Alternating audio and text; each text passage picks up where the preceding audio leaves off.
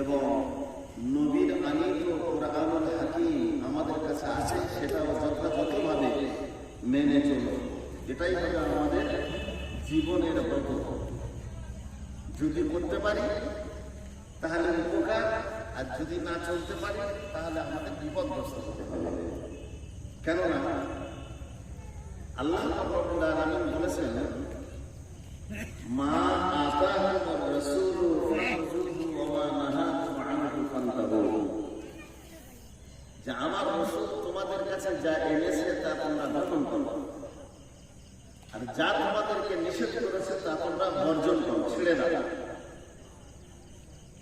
এই মূল দুটো কথার উপরে সমস্ত 30 পারা কোরআন শরীফ আর সিয়াসাত হাদিস শরীফ, সিয়াসাতের বাইরে অনেক সহি হাদিস আছে, সব আছে। এই দুটো কথার উপরে, এই দুটো কথা মানুষ কিভাবে মানবে আর খারাপগুলো ছেড়ে দেবে ওই বোঝানোর জন্য এই এত বড় কোরআন শরীফ আর এত হাদিস। আমি ছোট্ট ছোট্ট করে আপনাদের কিছু কথা বলবো, খুব টেনে মাতিয়ে দেওয়ার চেষ্টা আমি করবো না। খুব প্রয়োজনীয় কথা আপনাদের বলবো, জীবনে আপনাদের যেটা কাজে লাগবে এই ইহজগতে এবং মৃত্যুর পরে, সেই রকম কিছু কথা আমি বলবো আপনাদের কাছে।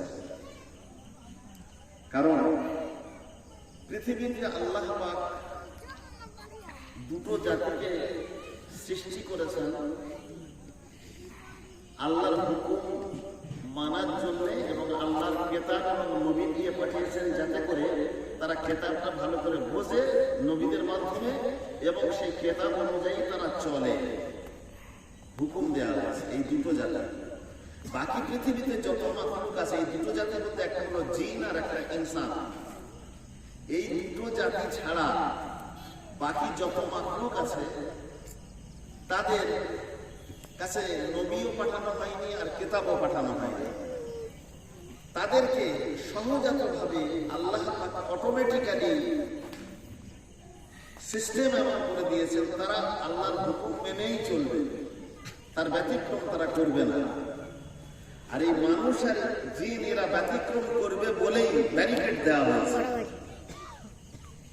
সেই ব্যারিকেডের নাম হলো আল কুরআনুল হাকিম। যুগে যুগে যে কিতাবগুলো আমাদের কাছে যেটা এসেছে ব্যারিকেড, সেটা আল কুরআনুল হাকিম। এখন সেই ব্যারিকেডের গেটকিপার নবী মুহাম্মদ রাসূলুল্লাহ সাল্লাল্লাহু আলাইহি ওয়াসাল্লাম। এখন এই কোরআন শরীফ আমাদের কাছে বিদ্যমান, তারপরেও আমরা বিপদগ্রস্ত, আমরা ক্ষতিগ্রস্ত, সারা পৃথিবীতে আমরা বঞ্চিত, লাঞ্ছিত, অপমানিত। এর কারণ কি? এর কারণ কিন্তু আমরা কেউ মূল্যায়ন করতে চাই না, কিন্তু এর কারণ মূল্যায়ন করতে হবে। সারা পৃথিবীতে মুসলমানরা অপান্ত, কিন্তু একটা সময় তো ছিল মুসলমানরা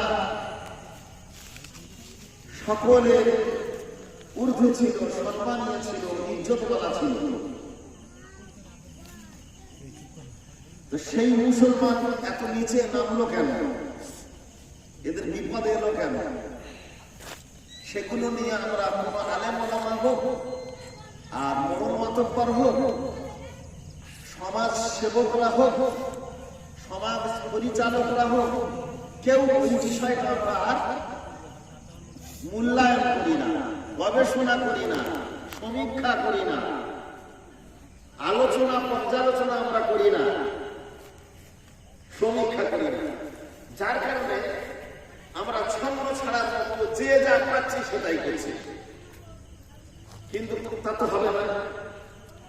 কোরআন শরীফের একটু বাইরে তো যাওয়া যাবে না। আমাদের পুরো একদম বেড়া দিয়ে দেওয়া হয়েছে, কোরআন শরীফের বেড়া। ওর বাইরে আমরা গেলেই বিপদ। ছাগল খেয়ে নেবে, গরু খেয়ে নেবে, বাঘে ধরবে, বোঝেন না? ওর বাইরে গেলেই তাই হচ্ছে। আমরা কোরআন শরীফের বাইরে যাচ্ছি বলেই আমাদের জেল সহ আবার শয়তান তো আছে, ও তো ছো মারামারি